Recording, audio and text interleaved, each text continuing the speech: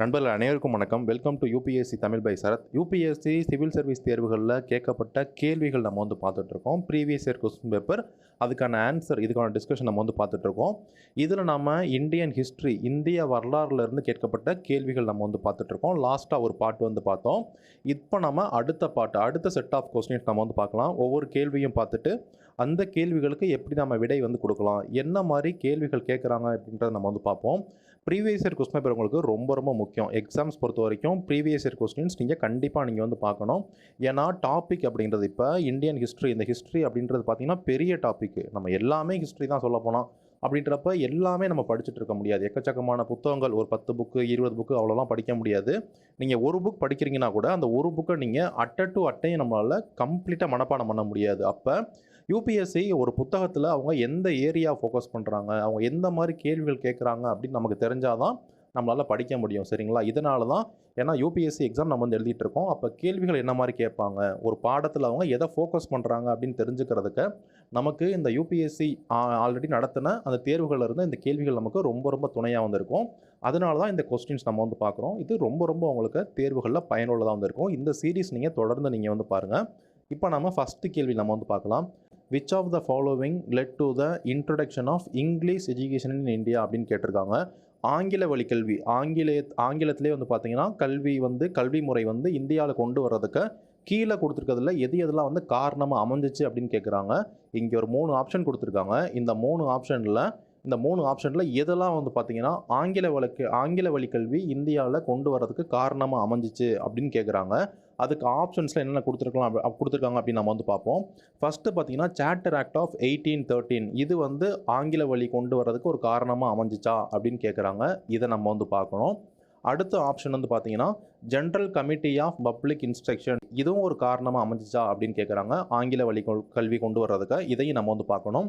மூணாவதாக பார்த்தீங்கன்னா ஓரியன்டலிஸ்ட், அதுக்கடுத்து ஆங்கிலிஸ்ட் கான்ட்ரவர்சி அப்படின்னு கொடுத்துருக்காங்க.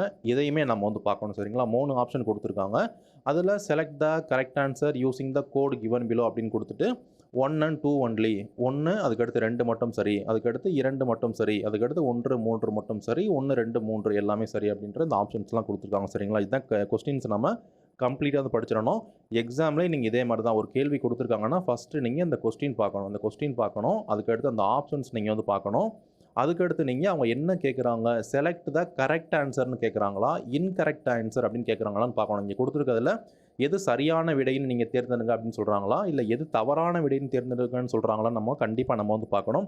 இங்கே என்ன கொடுத்துருக்காங்க, இங்கே மேலே கொடுத்துருக்கக்கூடியல எது சரியான விடை, கரெக்ட் ஆன்சர் என்னென்னு அப்படின்னு தான் கேட்குறாங்க. இப்போ நம்ம பார்க்கலாம். ஆங்கில வழிக்கல்வி இந்தியாவில் கொண்டு வருவதற்கு இந்த 3 ஆப்ஷனில் எந்தெந்த ஆப்ஷன்லாம் சரி அப்படின்னு கேட்குறாங்க. ஸோ இவ்வளோ தான். இங்கிலீஷ் அதாவது பார்த்தீங்கன்னா கீழே கொடுத்துருக்கக்கூடியதில் which of the following led to the introduction of English education in India, ஆங்கில கல்வி பார்த்தீங்கன்னா இந்தியாவில் கொண்டு வரதுக்கு எது காரணமாக அமைச்சு அப்படின்னு கேட்குறாங்க. First option charter act of 1813 அப்படின்னு கொடுத்துருக்காங்க. பட்டய சட்டம் 1813, இது ஒரு காரணமாக இருந்துச்சா அப்படின்னு நம்ம பார்க்கணும். காரணமாக இருந்துச்சா அப்படின்னா ஆமாம், கண்டிப்பாக இதுதான் ஒரு முக்கியமான ஒரு காரணம். ஏன்னு பார்த்தீங்கன்னா சார்ட்டர் ஆக்ட் ஆஃப் 1813, இதை நம்ம டீட்டெயிலாக நம்ம பார்த்துருக்கோம். அந்த வீடியோ நீங்கள் பாருங்கள். இதில் என்ன சொல்லியிருப்பாங்க அப்படின்னு பார்த்தீங்கன்னா கல்விக்காக 1 லட்ச ரூபாய் ஒதுக்கியிருப்பாங்க. சரிங்களா? கல்விக்காக இந்த சட்டத்தில் 1 lakhs rupees அப்போ ஒதுக்கியிருப்பாங்க. 1 லட்சம், அதாவது ஆங்கிலேயர்கள் இந்தியாவிலேருந்து எடுத்துகிட்டு போனது பயங்கரமான அமௌண்ட்டு. இந்தியாவில் இருக்கக்கூடிய வளங்கள் எல்லாமே அவங்க எடுத்துகிட்டு போயிட்டாங்க. நிறைய வளங்கள் அவங்க எடுத்துகிட்டு போயிட்டாங்க. 1 லட்ச ரூபாய் அப்படின்றது பெரிய காசு. ஆனால் அவங்க கொண்டு போனதில் 1 லட்ச ரூபாய் அப்படின்னு பார்க்குறப்ப அவங்க கொள்ளையடிச்சதில் 1 லட்ச ரூபாய் அப்படிங்கிறது கம்மியான காசு தான். சரிங்களா? அப்போ இருந்தாலுமே கூட என்ன பண்ணியிருக்காங்க, கல்விக்காக 1 லட்ச ரூபாய் இந்த ஆக்ட் மூலியமாக ஒதுக்கியிருப்பாங்க. அதாவது இதில் என்ன பிரச்சனை வரும் அப்படின்னு பார்த்தீங்கன்னா இந்த 1 லட்ச ரூபாய் செலவு பண்ணவே மாட்டாங்க. ஏன்னா கல்வி முறை எதில் டீச் பண்ணுறது, எந்த மொழியில் டீச் பண்ணுறது அப்படின்னு பிரச்சனை வந்துடும். அந்தந்த மாநில மொழிகளில் அந்த நேட்டிவ் லாங்குவேஜில் டீச் பண்ணலாமா, இல்லைனா இங்கிலீஷில் டீச் பண்ணணுமான்னு சொல்லிட்டு ஒரு ப்ராப்ளம் அப்படின்றது இந்த சார்ட்டர் ஆக்ட் வந்தோன்னா அந்த ப்ராப்ளம் வந்துடும். இந்த 1 லட்ச ரூபாய் செலவு பண்ணவே மாட்டாங்க. அப்படியே இந்த 1 லட்ச ரூபாய் என்ன பண்ணியிருப்பாங்க, இந்த 1 lakhs பார்த்தீங்கன்னா அப்படியே வச்சுட்டே இருப்பாங்க. அதுக்கடுத்து இதுக்கு ஒரு முடிவு கட்டணும் அப்படின்னு சொல்லி ஒரு கமிட்டி போடுவாங்க. இந்த 1 லட்ச ரூபாயை எப்படி செலவு பண்ணுறது அப்படின்னு ஒரு கமிட்டி பொறுப்பில் கொடுப்பாங்க. அதற்காக போடப்பட்ட கமிட்டி தான் இந்த committee, general committee of public instructions 1823. சரிங்களா? அப்போ சார்ட்டர் ஆக்ட் ஆஃப் 1813 அப்படிங்கிறதும் கரெக்டு. அப்போ இதுக்காக போடப்பட்ட கமிட்டி தான் இந்த கமிட்டி. அப்போ இந்த கமிட்டி ஒரு காரணமாக தான் இருக்குது. சரிங்களா? அப்போ 2 ஆப்ஷனுமே கரெக்டாக இருக்குது. இந்த கமிட்டியோட தலைவராக யார் இருப்பார் அப்படின்னு பார்த்தீங்கன்னா லார்டு மெக்காலே. சரிங்களா, லார்டு மெக்காலே தான் இதுக்கு தலைவராக வந்து இருப்பார். அவர் தலைவர் பார்த்தீங்கன்னா லார்டு மெக்காலே தலைவர். இவருக்கு கீழே வந்து 10 உறுப்பினர்கள் வந்து இருப்பாங்க. சரிங்களா, மொத்தம் 11 பேர். அப்போ இந்த குழு என்ன பண்ணுவாங்க அப்படின்னு பார்த்தீங்கன்னா ஒரு ஓட்டிங் வந்து நடத்துவாங்க. எந்த மொழியில் அந்த கல்வி முறை வந்து இந்தியாவில் கொண்டு வரலாம் அப்படின்னு ஓட்டிங் எடுப்பாங்க. இந்த 11 பேரில் தலைவர் ஓட்டு போட மாட்டார். மெக்காலே என்ன பண்ண மாட்டார், லார்டு மெக்காலே வந்து பார்த்தீங்கன்னா ஓட்டு போடவே வந்து மாட்டார். அந்த மிச்சம் 5 பேர் ஓட்டு போடுவாங்க. இந்த 5 பேரில் 5 பேர் என்ன பண்ணுவாங்க அப்படின்னா அந்த நேட்டிவ் லாங்குவேஜில் வந்து பாடங்கள் சொல்லிக் கொடுக்கலாம் அப்படின்னு, இந்தியன் லாங்குவேஜில் என்ன பண்ணிடலாம் பாடங்கள் சொல்லிக் கொடுக்கலாம் அப்படின்னு சொல்லிடுவாங்க. மிச்சம் 5 பேர் என்ன பண்ணுவாங்க அப்படின்னு பார்த்தீங்கன்னா இங்கிலீஷில் டீச் பண்ணலாம் அப்படின்னு சொல்லிடுவாங்க. அப்போ ஒரு டையில் வந்து முடிஞ்சிடும். அப்போ 5 பேர் வந்து பார்த்தீங்கன்னா இந்தியன் லாங்குவேஜில் டீச் பண்ணலாம்னு சொல்லுவாங்க. இன்னொரு 5 பேர் இங்கிலீஷில் டீச் பண்ணலாம் அப்படின்னு சொல்லுவாங்க. அப்போ டை அப்படின்றது வந்துடும். இந்த இடத்துல லார்டு மெக்காலே வந்து என்ன ஆயிரும், ஓட்டு போடுற மாதிரி வந்துடும். லார்டு மெக்காலே யாருக்கு ஓட்டு போடுவார் அப்படின்னு பார்த்தீங்கன்னா ஆங்கில வழி கல்வியில் கொண்டு வரலான்னு சொல்லி ஓட்டு போடுவார். அப்போ 6 ஓட்டு வந்து விழுந்துடும். ஸோ என்ன பண்ணுவாங்க அப்படின்னா ஆங்கில வழி கல்வி முறை அப்படின்றத இந்தியாவில் கொண்டு வந்துடுவாங்க. இதுதான் வந்து அதோட ஹிஸ்ட்ரி.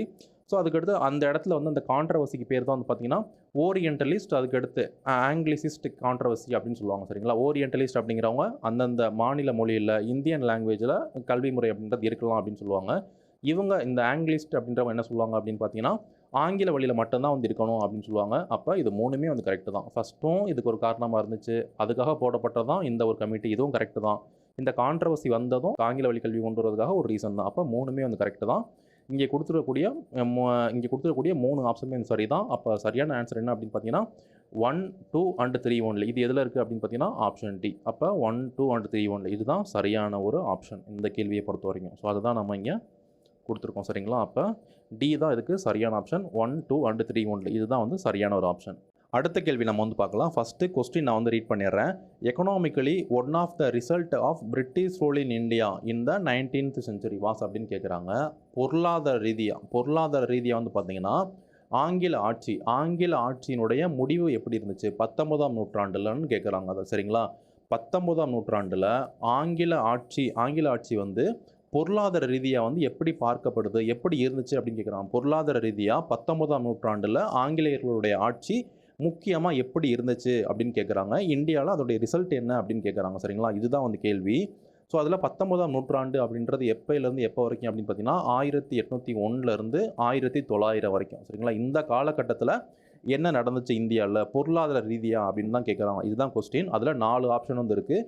இதில் எது சரியான ஆப்ஷன் அப்படின்னு நம்ம வந்து சூஸ் பண்ணோம். ஃபஸ்ட்டு ஆப்ஷன் என்ன ஆப்ஷன் கொடுத்துருக்காங்க அப்படின்னு பார்த்தீங்கன்னா increase in the export of Indian handicrafts அப்படின்னு கொடுத்துருக்காங்க. இந்திய கைவினை பொருட்களினுடைய எக்ஸ்போர்ட் வந்து இன்க்ரீஸ் ஆச்சு அப்படின்னு சொல்கிறாங்க. Increase in the export of Indian handicrafts அப்படின்னு கொடுத்துருக்காங்க. இந்திய கைவினை பொருட்கள் ஏற்றுமதி அப்படின்றது நடந்துச்சு, அது வந்து அதிகமாக நடந்துச்சு அப்படின்னு கொடுத்துருக்காங்க. இது வந்து ஃபஸ்ட்டு பாயிண்ட்டு. ரெண்டாவது வந்து பார்த்தீங்கன்னா growth in the number of Indian owned factories அப்படின்னு கொடுத்துருக்காங்க. இந்தியர்கள் வச்சிருந்த தொழிற்சாலைகள் அந்த இண்டஸ்ட்ரீஸ் அப்படின்றது அதிகமாச்சு, ஃபேக்ட்ரிஸ் வந்து அதிகமாச்சு அப்படின்னு கொடுத்துருக்காங்க. ஸோ இது வந்து ரெண்டாவது பாயிண்ட்டு. மூணாவது பாயிண்ட் வந்து பார்த்தீங்கன்னா கமர்ஷியலைசேஷன் ஆஃப் இந்தியன் அக்ரிகல்ச்சர் அப்படின்னு கொடுத்துருக்காங்க. அதாவது விவசாயம் வந்து பார்த்தீங்கன்னா வணிகமயமாச்சு அப்படின்னு கொடுத்துருக்காங்க. இது மூணாவது பாயிண்ட்டு. நாலாவது பாயிண்ட் வந்து பார்த்தீங்கன்னா rapid increase in the urban population, அதாவது நகரங்களில் வந்து பார்த்தீங்கன்னா பாப்புலேஷன் மக்கள் தொகை அப்படிங்கிறது அதிகமாச்சு அப்படின்னு வந்து கொடுத்துருக்காங்க. சரிங்களா, தொடர்ச்சி ஒரு அதிகமான லெவலில் ஒரு ரேப்பிட் இன்க்ரீஸில் இருந்துச்சு அப்படின்னு கொடுத்துருக்காங்க. இது 4 தான் கொடுத்துருக்காங்க. 19ஆம் நூற்றாண்டில் ஆங்கிலேயர்களுடைய ஆட்சி வந்து பொருளாதார ரீதியாக என்ன மாற்றங்களை கொண்டு வந்துச்சு, அதனுடைய விளைவு வந்து என்ன அப்படின்னு தான் கேட்குறாங்க. சரிங்களா, இதில் ஃபஸ்ட்டு வந்து பார்க்குறப்ப கண்டிப்பாக இந்திய கைவினை பொருட்களில் ஏற்றுமதி அப்படின்றது நடந்திருக்காது. இது ஏற்றுமதி ஆகிறதுனால ஆங்கிலேயர்கள் தான் ஆட்சி பண்ணிட்டு இருந்தாங்க. அவங்களுக்கு என்ன யூஸு? ஸோ இந்திய பொருளை வந்து அவங்க ஏற்றுமதி பண்ணியிருப்பாங்களா, இந்தியாவுக்கு சப்போர்ட் பண்ணியிருப்பாங்களா அப்படின்னு கேட்டிங்கன்னா கண்டிப்பாக கிடையாது. ஸோ இந்த ஆப்ஷன் நீங்கள் வந்து ஈஸியாக நீங்கள் என்ன பண்ணிடலாம், எலிமினேட் பண்ணிடலாம். இது வந்து கிடையவே கிடையாது. ரெண்டாவது வந்து பார்த்தீங்கன்னா இந்தியர்கள் அதிகமான ஃபேக்ட்ரி வந்து தொடங்கியிருக்காங்க அப்படின்னு சொல்கிறது இதுவுமே தப்பான ஒரு ஆன்சர் தான். இந்தியர்களுடைய முன்னேற்றத்தில் பிரிட்டிஷ்காரங்க அந்தளவுக்கு ஃபேக்ட்ரி தொடங்குற அளவுக்கு இந்த காலகட்டங்களில் அவங்க எந்த ஒரு ஸ்டெப்புமே எடுக்க கிடையாது. 1900ங்களுக்கு அப்புறம் தான் வந்து பார்த்திங்கன்னா சுதேசி மூமெண்ட்டு, அதுக்கப்புறம் தான் நிறைய ஃபேக்ட்ரிஸ் இந்தியன்ஸ் வந்து தொடங்கியிருப்பாங்க. ஸோ அதனால் ரெண்டாவது பாயிண்ட் வந்து பார்த்திங்கன்னா தப்பான பாயிண்ட் தான். அப்போ ஏவும் கிடையாது, பியும் கிடையாது. ஸோ அதுக்கடுத்து சி வந்து பார்த்தீங்கன்னா கமர்ஷியலைசேஷன் ஆஃப் இந்தியன் அக்ரிகல்ச்சர் அப்படின்னு கொடுத்துருக்காங்க. இந்த ஒரு பாயிண்ட் வந்து இருக்கட்டும். அடுத்த பாயிண்ட்டை வந்து பார்த்துடலாம். Rapid increase in the urban population அப்படின்னு கொடுத்துருக்காங்க. நகரங்களில் மக்கள் தொகை அப்படிங்கிறது வேகமாக வந்து அதிகமாச்சு அப்படின்னு கொடுத்துருக்காங்க. ஸோ அது அப்படியுமே வந்து இருந்திருக்காது. அப்போ டி அப்படின்றது தப்பு. சரிங்களா? அப்போ இதில் சரியான ஆப்ஷன் அப்படின்றது விவசாயம் வந்து பார்த்தீங்கன்னா வந்து வணிகமயமானுச்சு அப்படின்னு சொல்கிற இந்த ஆப்ஷன் வந்து சரியான option. Commercialisation of Indian agriculture அப்படின்றது சரியான ஒரு ஆப்ஷனாக வந்து இருக்குது. ஸோ ஆன்சர் வந்து பார்த்தீங்கன்னா அதுதான் commercialisation of Indian agriculture. Option C அப்படின்றது தான் வந்து சரியான ஒரு ஆப்ஷன். 18ஆம் நூற்றாண்டுகளில் ஆங்கிலேய ஆட்சியினுடைய விளைவாக பொருளாதார ரீதியாக நம்ம வந்து பார்க்குறப்ப விவசாயம் அப்படின்றது வணிகமயமாச்சு. இதுதான் வந்து ஒரு சரியான ஒரு விடை. சரிங்களா? ஸோ அதுக்கடுத்து வந்து பார்த்தீங்கன்னா after the Santhal uprising subsided அப்படின்னு கொடுத்துருக்காங்க. வாட் வாஸ் த மெசர்ஸ் அதுக்கடுத்து measures taken by the colonial government அப்படின்னு கொடுத்துருக்காங்க. அதாவது அந்த சந்தல் அப்ரைசிங் அப்படின்றது ஒன்று வந்து நடந்திருக்கும். இது நம்ம மாடர்ன் ஹிஸ்ட்ரி பார்க்குறப்ப நம்ம வந்து பார்க்கலாம். அந்த சந்தல்ஸ்னு சொல்லக்கூடிய அந்த ஒரு பழங்குடியினர் என்ன பண்ணியிருப்பாங்க அப்படின்னா போராட்டம் பண்ணியிருப்பாங்க. அந்த போராட்டம் முடிஞ்ச பிறகு அது வந்து பார்த்திங்கன்னா அது வந்து தணிந்த பிறகு முடிஞ்ச பிறகு என்ன நடந்துச்சு அப்படின்னு கேட்குறாங்க. அதுக்கு ஆப்ஷன் வந்து பார்த்திங்கன்னா 2 ஆப்ஷன் கொடுத்துருக்காங்க. த டெரிட்டரிஸ் கால்டு அந்த சந்தல்ஸ் வாழ்ந்த அந்த டெரிட்டரி அந்த இடங்களை வந்து பார்த்திங்கன்னா சந்தல் பர்கானாஸ்ன்னு சொல்லி சொன்னாங்க. சந்தல் பர்கானாஸ்ன்னு சொல்லக்கூடிய ஒரு குறிப்பிட்ட டெரிட்டரி வந்து கிரியேட் பண்ணப்பட்டது. ஒரு குறிப்பிட்ட இடம் வந்து கிரியேட் பண்ணாங்க அப்படின்னு கொடுத்துருக்காங்க. இது ஃபஸ்ட்டு பாயிண்ட்டு. 2வது பாயிண்ட் வந்து பார்த்தீங்கன்னா it becomes illegal for the Santhal to transferred land to நான் சாந்தல் பர்சன்ஸ் அப்படின்னு கொடுத்துருக்காங்க. சரிங்களா? அதாவது அந்த சந்தல் கம்யூனிட்டியில் இருக்கவங்க இந்த சந்தல் குழுவை சேர்ந்தவங்க என்ன பண்ண முடியாது, அவங்களுடைய இடத்த வந்து பார்த்திங்கன்னா இந்த சந்தல் அந்த குழுவில் இல்லாதவங்களுக்கு கொடுக்க முடியாது. அதை வந்து ட்ரான்ஸ்ஃபர் பண்ண முடியாது. அப்படி ட்ரான்ஸ்ஃபர் பண்ணுறது இல்லீகல் அப்படின்னு கொண்டு வந்திருக்காங்க. இந்த 2 ஆப்ஷன் வந்து கொடுத்துருக்காங்க. இதில் வந்து select the correct answer using the code given below. இதில் சரியான விடை தான் என்ன அப்படின்னு கேட்குறாங்க. இது கோடு பார்த்துக்கணும். ஸோ அதுக்கடுத்து ஆப்ஷன் பார்த்தீங்கன்னா 1 only 2 only both 1 and 2 அதுக்கடுத்து நெய்தர் 1 or 2 அப்படின்னு கொடுத்துருக்காங்க. சரிங்களா? இதுதான் வந்து கொஸ்டின். அதாவது இந்த கேள்வி வந்து பார்க்குறப்ப அந்த சந்தல் அப்ரைசிங் அப்படின்றது முடிஞ்சிருச்சு. அதனுடைய விளை வந்து என்ன, அதனுடைய விளைவாக வந்து என்ன இந்த கவர்மெண்ட் வந்து என்ன ஆக்ஷன் எடுத்தாங்க, அப்போ இருந்த அந்த காலனி ஆதிக்க அந்த அரசாங்கம் பிரிட்டிஷ் அரசாங்கம் என்ன மெஷர்ஸ் வந்து எடுத்தாங்க அப்படின்னு தான் கேட்டிருக்காங்க. இதில் ஃபஸ்ட்டு பாயிண்ட் நம்ம வந்து பார்க்குறப்ப இந்த டெரிட்டரிஸ் கால்டு சந்தல் பர்கானாஸ் வேர் கிரியேட்டட். இவங்க வாழ்ந்த அந்த சந்தல்கள் வாழ்ந்த பகுதியை வந்து பார்த்திங்கன்னா சந்தல் பர்கானான்னு சொல்லி ஒரு ஏரியாவை கிரியேட் பண்ணாங்க அப்படின்னு சொல்லியிருக்காங்க. இது சரியான விடை தான். சரிங்களா? சந்தல் பர்கானான்னு சொல்லி கிரியேட் பண்ணியிருப்பாங்க. அந்த பகுதிகளை அந்த டெரிட்டரிஸை கிரியேட் பண்ணியிருப்பாங்க. ஸோ ஃபஸ்ட்டு இருக்குது சரியான ஒரு ஆப்ஷன் தான். இதை நீங்கள் நம்ம படிக்கிறப்ப உங்களுக்கு வந்து தெரியும், நீங்கள் படிச்சிருந்தாலும் தெரிஞ்சிருக்கும். இது ஒரு ஈஸியான ஒரு கொஸ்டின் தான். அதுக்கடுத்து it becomes illegal fall Santhal to transferred land to the நான் சாந்தல்ஸ். ஓகேங்களா? இந்த சாந்தல்னு சொல்லக்கூடிய இந்த மக்கள் வாழ்ந்த அந்த இடங்களை இந்த சாந்தல் குழுவில் இல்லாத வேற ஒருத்தவங்களுக்கு, அதாவது இந்த சாந்தல்ஸ் இல்லாத வேறு ஒரு நபருக்கு அந்த இடத்த என்ன பண்ண முடியாது, இவங்களால் விற்க முடியாது அப்படின்னு ஒரு சட்டம் வந்து கொண்டு வந்திருப்பாங்க. ஸோ இதுவுமே வந்து சரியான ஒரு ஆப்ஷன் தான். அப்போ ஃபஸ்ட்டும் சரி செகண்டும் சரி. அப்போ போத் 1 and 2 தான் சரியான ஒரு ஆன்சராக வந்திருக்கும்.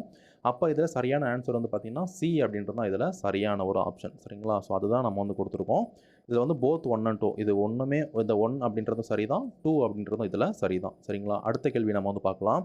ஸோ அடுத்த கேள்வி வந்து பார்த்திங்கன்னா ஒருத்தரை பற்றி சொல்கிறாங்க, அவர் வந்து யாருன்னு கண்டுபிடிக்கணும். ஒருத்தரை பற்றி குழுக்கெல்லாம் கொடுத்துருக்காங்க. இந்த குழு வச்சு அந்த நபர் வந்து யாருன்னு நம்ம வந்து பார்க்க போகிறோம். ஃபஸ்ட்டு வந்து பார்த்திங்கன்னா அந்த நபர் என்ன பண்ணுறாரு அப்படின்னு பார்த்தீங்கன்னா ஹீ ரோட் பயோகிராஃபிக்ஸ். இவர் என்ன பண்ணியிருக்காரு, பயோகிராஃபிக்ஸ் வந்து எழுதியிருக்காரு. யாரோட பயோகிராஃபி அப்படின்னு பார்த்தீங்கன்னா பயோகிராஃபி ஆஃப் மசினி அது வந்து எழுதியிருக்காரு. அதுக்கடுத்து கரிபால்டி அவங்கள பற்றி எழுதியிருக்காரு. அதுக்கடுத்து சிவாஜி, அதுக்கடுத்து பார்த்தீங்கன்னா ஸ்ரீகிருஷ்ணான்னு சொல்லக்கூடிய இந்த புத்தகங்கள்லாம் எழுதியிருக்காரு அப்படின்னு சொல்லியிருக்காங்க. அதுக்கடுத்து அவர் அமெரிக்காவில் குறிப்பிட்ட காலம் வந்து வாழ்ந்திருக்காரு. State in America for some time. அவர் என்ன பண்ணியிருக்காரு, அங்கேயுமே வந்து வாழ்ந்திருக்காரு. And was also elected to the central assembly. Central அசம்பிளிக்கு என்ன பண்ணியிருக்காரு அப்படின்னா அவர் வந்து எலெக்ட் ஆகிருக்காரு. அவரை வந்து தேர்வு பண்ணியிருக்காங்க அப்படின்னு சொல்லியிருக்காங்க. இவர் யார் அப்படின்னு கண்டுபிடிக்கணும். கீழே கொடுத்துருக்கக்கூடியதில் இதெல்லாம் ஒருத்தர் பண்ணியிருக்காரு. அவர் இந்த கீழே இருக்க 4 பேரில் யார் அப்படின்னு கேட்குறாங்க. அரவிந்த கோஷ் அவங்களா, அதுக்கடுத்து பிபின் சந்திரபால் அவங்களா, லாலா லஜ்பத் ராய் அவங்களா, மோத்திலால் நேரு அவங்களா அப்படின்னு கேட்குறாங்க. இந்த 4 பேரில் யார் அப்படின்னு வந்து கேட்குறாங்க. ஸோ இது வந்து பார்த்தீங்கன்னா நீங்கள் மாடர்ன் ஹிஸ்ட்ரி படிக்கிறப்பே நம்மளால் இது ஏதாச்சும் ஒன்று வந்து நீங்கள் வந்து கண்டிப்பாக அவங்கள பற்றி வந்து படிச்சிருப்பீங்க. முக்கியமான ஒரு லீடர் தான். ஸோ இங்கே இருக்கக்கூடிய அந்த மசினி, அந்த கரிபால்டின்னு சொல்லக்கூடிய இவங்களாம் பார்த்தீங்கன்னா இட்டாலியை சேர்ந்தவங்க. ஸோ பஞ்சாபில் வாழ்ந்த ஒருத்தர், அவர் அந்த பஞ்சாபில் இருந்த இளைஞர்களுக்கு வந்து அவங்கள வந்து ஊக்குவிக்கணும். அவங்களுக்கு வந்து பார்த்திங்கன்னா பேட்ரியாட்டிசம் சொல்லக்கூடிய நம்ம நாட்டுப்பற்று வந்து உண்டு பண்ணணுன்றதுனால என்ன பண்ணியிருப்பாங்க அப்படின்னா, இவங்களுடைய புத்தகங்கள்லாம் எழுதியிருப்பாங்க சரிங்களா. அந்த மசினி, கரிபால்டின்னு சொல்லக்கூடிய இவங்களுடைய புத்தகங்கள்லாம் வந்து எழுதியிருப்பாங்க. இவங்களாம் யாருன்னு பார்த்தீங்கன்னா, இட்டாலி நாட்டை சேர்ந்தவங்க. இட்டாலி நாட்டில் இருந்த அந்த நாட்டோட லீடர்ஸு அவங்களுடைய பயோகிராஃபிஸ் வந்து இவங்க வந்து எழுதியிருப்பாங்க. அதுக்கடுத்து சிவாஜின்னு சொல்லக்கூடிய இந்த ஒரு புத்தகமாக என்ன பண்ணியிருப்பாங்க, இவரை சார்ந்த புத்தகமும் இவங்க வந்து எழுதியிருப்பாங்க. அதுக்கடுத்து ஸ்ரீ கிருஷ்ணான்னு சொல்லக்கூடிய இந்த புத்தகம், அதாவது வந்து பார்த்தீங்கன்னா தயானந்த் அந்த ஸ்ரீ கிருஷ்ணான்னு சொல்லக்கூடிய அந்த புத்தகம் 1898ஆம் ஆண்டு பிரசுரிக்கப்பட்ட ஒரு புத்தகமாக வந்து இருக்கும். அதாவது 1898ஆம் ஆண்டு இந்த புத்தகம் எழுதியிருப்பாங்க. தயானந்த் வந்து ஸ்ரீ கிருஷ்ணான்னு சொல்லக்கூடிய அந்த புத்தகம் வந்து எழுதியிருப்பாங்க. இந்த புத்தகங்கள்லாம் எழுதின ஒருத்தர், அதுக்கடுத்து அமெரிக்காவிலேயும் சில காலம் இருந்தவர், அதுக்கடுத்து சென்ட்ரல் அசம்பிளியில் இந்தியாவினுடைய அந்த மத்திய மன்றத்தில் ஒரு எலெக்ட் பண்ணப்பட்டவர். அவர் யார் அப்படின்னு கேட்குறாங்க.